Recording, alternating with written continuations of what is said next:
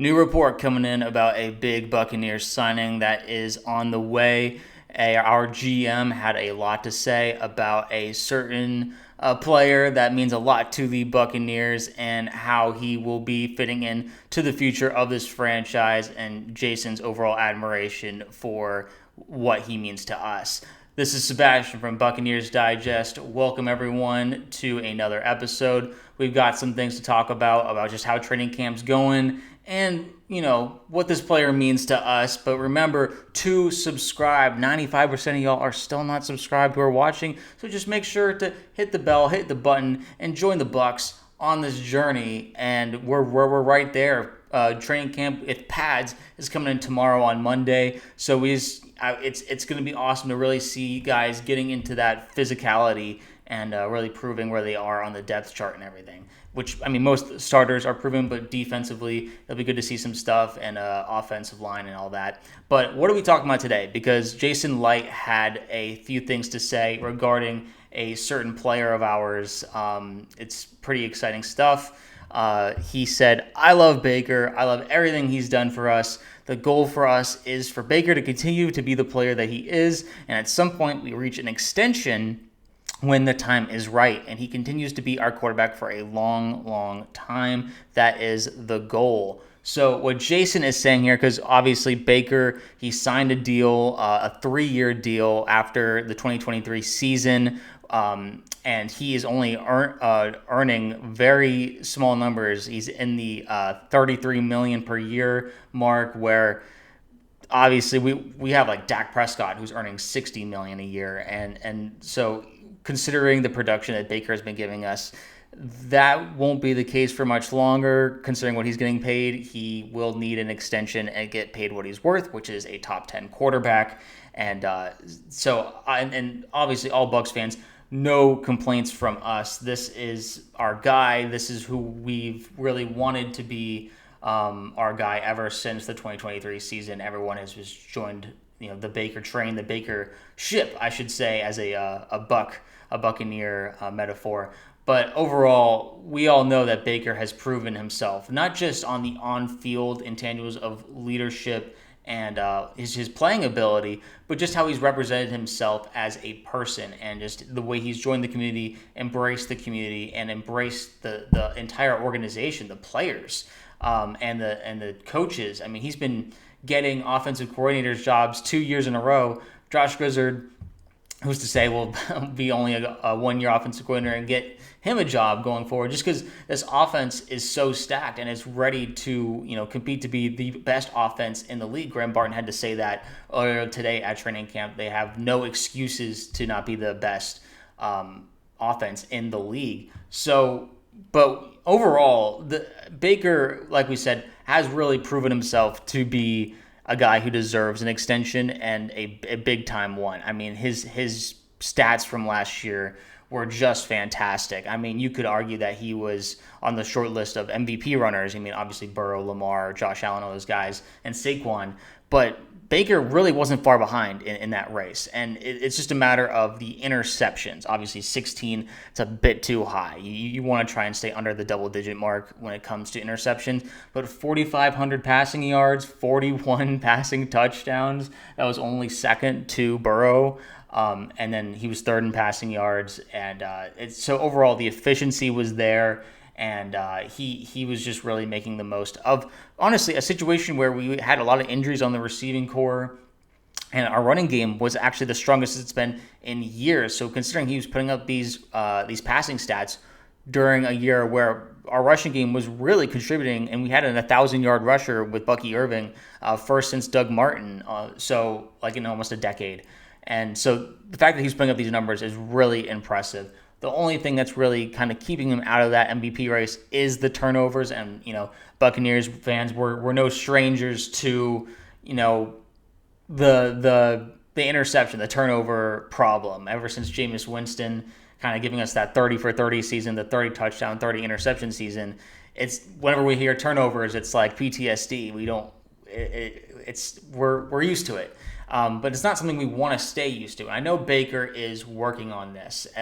also fumbles, maybe not his strongest suit either. So holding on to the ball and making good decisions, good reads. This comes down to having good communication with your offensive line, the offensive coordinator, and just schematically putting Baker in the best position to make plays. He is a playmaker, which means when things break down, the offensive line isn't able to hold up. Can he scramble out? Can he get a broken play where a receiver goes off script from his route and Baker's able to make that play? We have seen his ability to do that numerous times here in Tampa. I mean, most famously the 49ers play where Nick Bosa was wrapped around him and still Baker was able to get a pass off on fourth down to Rachaad White for an incredible clutch play on a clutch drive near the end of the game.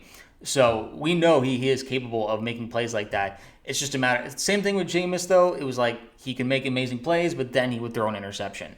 Now, Baker isn't nearly as bad, obviously, as Jameis is with interceptions and pick sixes and all that.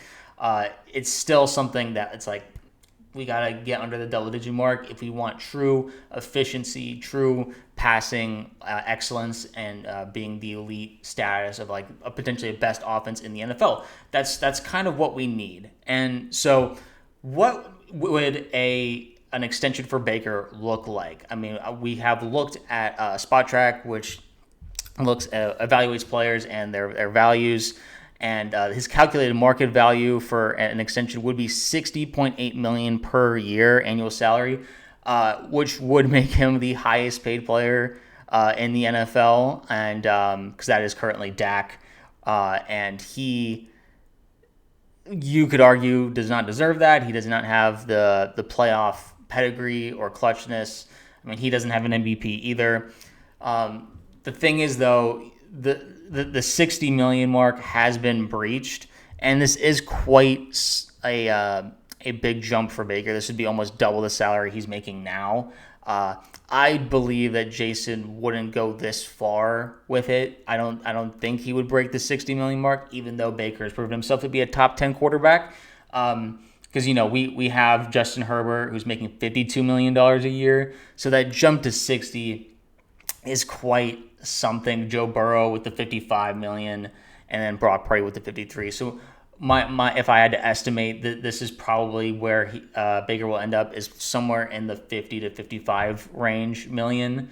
Because and Baker is a team player. He understands that we need guys. We need players to help us, win games. And if we're giving all the money to Baker, and this is something that Brady understood, is that where he's getting all the money, we can't build a team around him. We can't load up the talent. However, and this is important, we're not a big free agent team. We're not always bringing in guys from other squads to fill in holes. We're a very good drafting team. We bring in rookies, young players to fill in these spots that maybe we haven't been doing so well. And typically those work out pretty well, especially we're a good late round drafting team, like fourth round pick Bucky Irving, obviously. So that's kind of where we excel, and it's why we haven't had to make big splashes in free agency and just splashes in general with money and big contracts. The big contracts come from when our players exceed so much that they are the top tier of their position, like a Tristan Wirfs, a Vita Vea, Mike Evans, all these things. So Baker is going to need to be paid as such as a top 10 quarterback. There's no doubt about that. He will be in that $50 to $60 million range. My guess is around $55 million. But overall, I believe Baker is also a team player. He will be playing for a chance to win a Super Bowl. That is his priority. He is a winner at heart. He does it a little bit different than Brady. Brady's obviously a little bit more, straight to the point. Let's do our job. Whereas Baker, while obviously wants to do his job, is also enjoys the fun aspect. He likes to make sure everyone's having a good time. And so it's a different type of leadership style than Brady, but that's good. I think it's a lot of fun. It's why he's so endearing to the NFL community, is that he enjoys the fun part of the NFL, whereas maybe Brady struggled with having fun sometimes just because all the pressure and expectations on him was Super Bowl bust every single year. And that's not necessarily the case for Baker right now. I think once he starts making a push for like NFC Championship appearances or maybe even Super Bowl appearances, then that's when the stakes get raised. Like the 49ers, Brock Purdy, that's kind of like surprisingly, even though Brock is in and out of top 10 quarterback conversations, you would say that team is more of a Super Bowl or bust team just because where they have been. They have been in the NFC Championship several times, the Super Bowl, all these different things. So that kind of becomes the expectation. Now they obviously had a big roster change. We're not talking about the 49ers here, but the Bucs have loaded up on talent. And the only thing is we have only made it as far as the divisional round in this new regime, which is not bad by any stretch, but we're not trying to be the Cowboys here. We're not trying to settle for the divisional round. We have bigger aspirations. Our offense is going to be loaded, and then it's just the defense. Can they live up to what we need to match our offense? And it's a matter of Baker not putting himself in bad positions by throwing interceptions, making fumbles. We know he can throw touchdowns and make plays. It's just minimizing the mistakes. That way our defense isn't put in any bad positions. Mistakes are going to happen, but still just trying to get rid of those as much as possible. And that will kind of determine what kind of contract Baker will be getting, because we all want him here. We all know he will be here, and he's called this place home. He loves Tampa. He had his child here. So this is, it's Tampa Baker, as people like to say, as people said with Tampa Brady.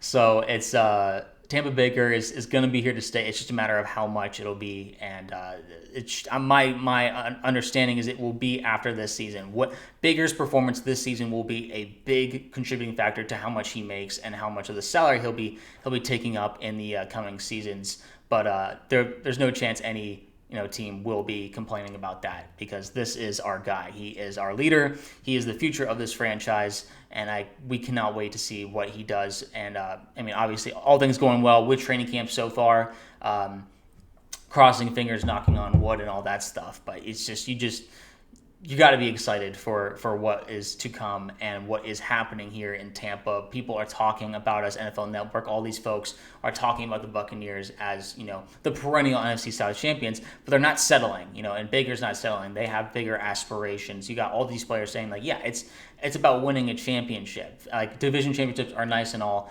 but this team is capable of so much more. And, we fell short at the Washington game just because of a few mistakes, turnovers, like the fourth down conversions and the fumble particularly that happened on the end around play to Palmer. So that's just one of the things. Or Jalen Millen. We just have to minimize those mistakes, and that comes in practice. And so far, it sounds like it's been a very competitive practice, but tomorrow pads come on, and we'll be really getting into the nit and gritty about who's winning position battles and who's really standing out, because you can only see so much, as Todd Bowles has said, without pads. So stay tuned. Make sure to subscribe. We just passed 500, so we're going for the 1,000 subscriber mark. Join us in this journey. We are not excited enough, because I'm hyped, but I need to know how hyped you guys are. What do you think about Baker? And sound loud in the comments. How much has Baker meant to you in this transition period after the Brady era? Because for us, for me, and everyone I know as Bucs fans, it's been a breath of fresh air that we didn't have to get right back on the QB carousel. We found our franchise guy right after Tom Brady, the GOAT. Which, the Patriots had to struggle through that a little bit. And then, unfortunately, it sounds like they already got their franchise QB already.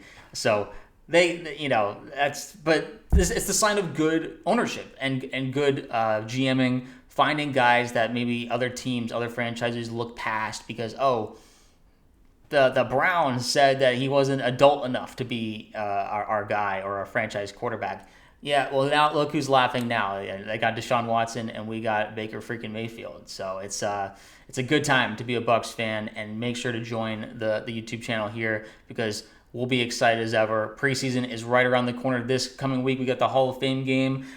It's time for football season, baby. So get hyped, and I can't wait to just keep talking Bucs football and getting you updates as things come. So see y'all in the next one.